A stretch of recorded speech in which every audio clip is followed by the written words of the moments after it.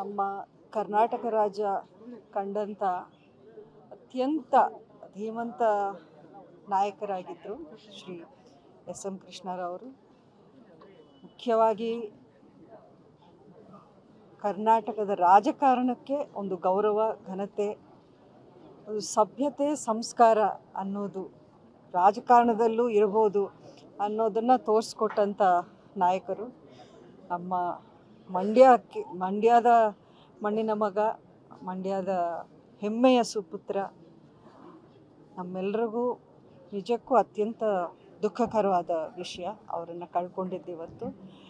ಆ ರೀತಿಯ ಒಂದು ಡಿಗ್ನಿಫೈಡ್ ಪೊಲಿಟಿಷಿಯನ್ ಅಂತ ಏನು ಅವರು ಹೆಸರು ತಗೊಂಡಿದ್ರು, ನಿಜಕ್ಕೂ ಇವತ್ತಿನ ದಿನಗಳಲ್ಲಿ ಅಂತಹ ರಾಜಕಾರಣಿಗಳನ್ನು ನೋಡೋಕ್ಕೆ ಆಗೋದಿಲ್ವೇನೋ ಅನಿಸುತ್ತೆ.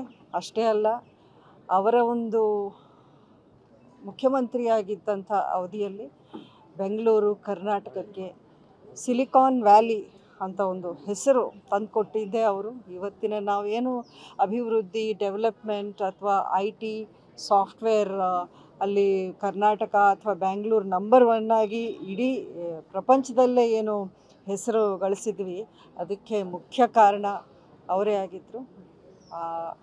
ಭಗವಂತ ಅವ್ರಿಗೆ, ಅವರ ಆತ್ಮಕ್ಕೆ ಶಾಂತಿ ಕೊಡಲಿ, ಅವರ ಕುಟುಂಬಕ್ಕೆ ಈ ಒಂದು ನೋವನ್ನು ಭರಿಸುವಂಥ ಶಕ್ತಿ ಕೊಡಲಿ ಅಂತ ನಾನು ಹಾರೈಸ್ತೀನಿ. ಮೊದಲನೇ ಬಾರಿಗೆ ಜನತಾ ದರ್ಶನ ಕೂಡ ಪ್ರಾರಂಭ ಮಾಡಿದ್ರು. ಭಾಗ್ಯಲಕ್ಷ್ಮಿ ಕೂಡ ಅವರೇ ಜಾರಿ ಮಾಡಿದ್ರು. ಮತ್ತೆ ಕನ್ನಡ ಸಾಹಿತ್ಯ ಸಮ್ಮೇಳನ ಚೆನ್ನಾಗಿ ನಡೀಲಿ ಅಂತ ಕೂಡ ಜಿಲ್ಲಾಡಳಿತ ಅಲ್ಲ, ಖಂಡಿತ ನೀವು ಎಲ್ಲವೂ ನೋಡಿದ್ರೆ ನಾವು ಬೆಂಗಳೂರಲ್ಲಿ ಈ ರೀತಿಯ ಒಂದು ಆಧುನೀಕರಣ ಇರ್ಬೋದು, ಒಂದು ಡೆವಲಪ್ಮೆಂಟ್ ಇರ್ಬೋದು, ಅಥವಾ ಜನಪರ ಏನೇನು ಯೋಜನೆಗಳನ್ನು ಅವರ ಒಂದು ಕಾಳಜಿ ಇಟ್ಟು ಅವರು ಮಾಡಿರೋದಿದೆಯಲ್ಲ, ಅದು ಎಂದೆಂದಿಗೂ ನಾವು ಮರೀಬಾರದು. ಅಂಥ ಒಂದು ಕೊಡುಗೆ ಅವ್ರದ್ದು ನಮ್ಮ ಕರ್ನಾಟಕ ರಾಜ್ಯಕ್ಕೆ ಇತ್ತು. ಅಷ್ಟೇ ಅಲ್ಲ, ನಮ್ಮ ಕರ್ನಾಟಕಕ್ಕೆ ಒಂದು ಆ ಘನತೆ, ಗೌರವವನ್ನು ತಂದುಕೊಟ್ಟಂಥವರು ಎಸ್ ಎಂ ಕೃಷ್ಣರವರು. ಇವತ್ತಿಗೂ ನಾವೆಲ್ಲರೂ ಹೆಮ್ಮೆಯಿಂದ ನಾವು ಹೇಳ್ಕೊಳ್ಳೋವಂಥ ವಿಷಯ. ಅಷ್ಟೇ, ನಮಗೆ ಪರ್ಸ್ನಲ್ ಆಗಿ ಹೇಳಬೇಕು ಅಂದರೆ ಅಂಬರೀಷ್ ಅವ್ರಿಗೂ ಇದ್ದಂಥ ಒಂದು ಒಡನಾಟ ಏನಿತ್ತು, ಅಂಬರೀಷ್ ಅವರನ್ನು ಮತ್ತೆ ಕಾಂಗ್ರೆಸ್ ಪಾರ್ಟಿಗೆ ಕರೆತಂದು ಅವರಿಬ್ಬರ ಒಂದು ಜೊತೆಯಲ್ಲಿ ಆ ಒಂದು ಒಡನಾಟ ನಾವು ಎಂದೆಂದಿಗೂ ಮರೆಯೋಕ್ಕಾಗೋದಿಲ್ಲ. ನಾನು ಈ ರಾಜಕಾರಣಕ್ಕೆ ಅಂತ ಬಂದಾಗ ಮೊದಲನೇದಾಗಿ ಅವರ ಆಶೀರ್ವಾದವನ್ನು ಪಡೆದು ಅವರ ಮಾರ್ಗದರ್ಶನ ತಗೊಂಡೇ ನಾನು ಪ್ರಾರಂಭ ಮಾಡಿದ್ದು. ಅವೆಲ್ಲವೂ ನಮಗೆ ಈಗ ಒಂದು ಸಿಹಿ ನೆನಪು ಅಷ್ಟೇ.